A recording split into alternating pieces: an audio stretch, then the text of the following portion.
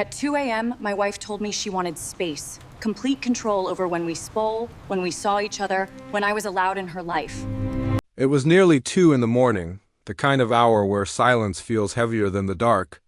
I was sitting alone in the kitchen, staring at a cup of cold coffee and a stack of unpaid bills. I found myself wondering how 8 years of marriage had turned into something that felt more like a punishment than a partnership. The quiet was shattered when the front door slammed hard enough to rattle the picture frames on the wall, and in walked Felicity, my wife, or whatever version of her still existed in our home. She looked like she belonged on a glossy magazine cover, not in the middle of a broken marriage. Designer dress, flawless makeup, expensive heels clicking across the tile like a timer counting down the last few minutes of us. She didn't even look at me when she said, "Owen, we need to talk." At 2 in the morning, nothing good ever follows those words. She stood across from me, arms crossed like a runway model posing for a perfume ad, except her eyes were cold enough to burn. Then she hit me with it. It wasn't a conversation, it was a declaration. From now on, she would decide when we spent time together. In fact, she would decide everything. I was suffocating her, she said. I needed to stop being so needy. She wanted her own life, her own interests, her own world, without me asking for anything. I just blinked at her, waiting for the part where she'd crack a smile and admit she was joking. But she didn't. She just held that icy stare, and after a moment that felt like an eternity, I laughed. Not because it was funny, but because it was utterly insane. "Fine," I said. "Thanks for the suggestion." I dumped my coffee in the sink and walked upstairs, leaving her standing there alone. For the next 2 weeks, I gave her exactly what she asked for, absolute silence, no questions about her day. No checking in, no dinner together, no conversations about bills or plans or anything at all, nothing. And to my complete surprise, those 2 weeks were the calmest, most peaceful days I'd had in months. I went to work, came home, slept soundly, and for the first time in years, I didn't have to worry about what mood she'd bring through the door. It was a strange kind of freedom, but Felicity, I soon realized, was not built for silence. She thrived on drama, on reaction, on being the center of a storm. By the end of week 2, the fallout began. Her best friend Sabine started posting vague, passive-aggressive quotes on social media about psychological abuse and the pain of being ignored by controlling partners. Then my neighbor, a kind older woman, texted me asking if everything was okay at home because she'd seen Felicity looking distraught in the front yard. It seemed everywhere I turned, someone was reacting to her dramatics, but not a single person bothered to ask what she might have done to cause them. I was being painted as the villain in a story she was writing for everyone else. Then Thursday arrived. I was in my office at the warehouse, trying to focus on shipping manifests when my phone rang. It was Big Ray from security. "Owen, your wife's here," he said, his voice low and cautious. "And she's upset." I looked out my office window and saw her.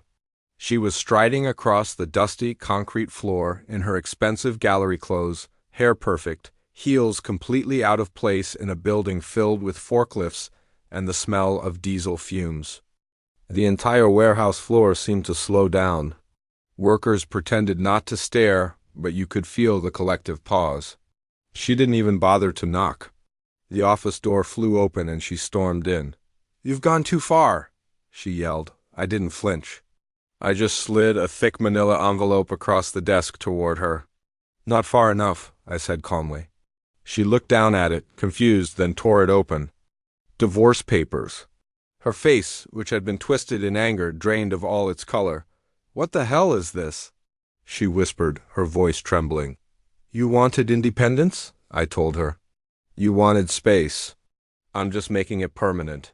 Her fury collapsed instantly into raw panic. "You can't do this," she said, her eyes wide. "Oh, but I can," I replied. "And I already packed your stuff. The boxes are by the front door." The entire warehouse had gone completely quiet. Even the hum of the forklifts had paused mid-lift.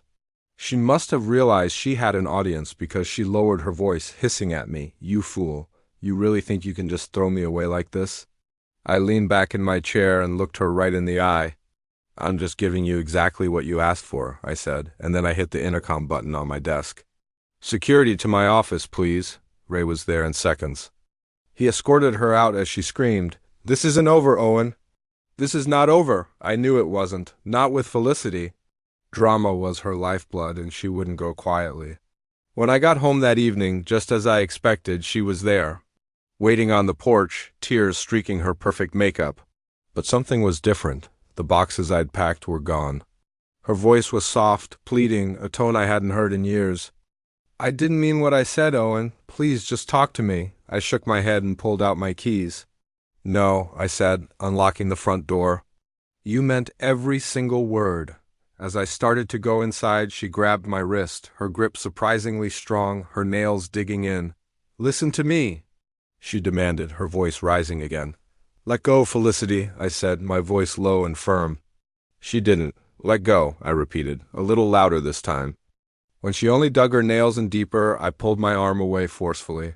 She stumbled backward, nearly falling off the porch steps. I didn't hesitate. I stepped inside, locked the door behind me, and for the first time I didn't look back. I could see her through the window. She sat in her car all night, the faint glow of her phone screen illuminating her face. She was still there when I woke up the next morning. She was still there when I left for work. But by the time I came home that evening, her car was gone. A wave of relief washed over me, but it was short-lived. As I pulled into the driveway, my heart sank. The front door was standing wide open. My home, my sanctuary, had been violated. The house wasn't destroyed, but it had been thoroughly rummaged through. Drawers were overturned, cushions were tossed onto the floor. A few electronics, a tablet, a laptop were missing, and 3 ugly abstract paintings were gone from the walls. They were pieces she had insisted we buy when we first got married, pieces I had always hated. I called the police. Officer Martinez walked through the scene with me, taking notes. He was sympathetic, but his hands were tied. "She still has legal residence here until the divorce is final," he explained patiently. "It's her word against yours about what was taken. It'll be very hard to press any charges," and I knew he was right. Felicity had played her hand perfectly, once again making me feel powerless. It was clear this was just the beginning of her campaign, and I knew I had to be ready for whatever came next. Thanks for listening. If you want to hear how this story unfolds, make sure to subscribe and turn on notifications so you don't miss the next part.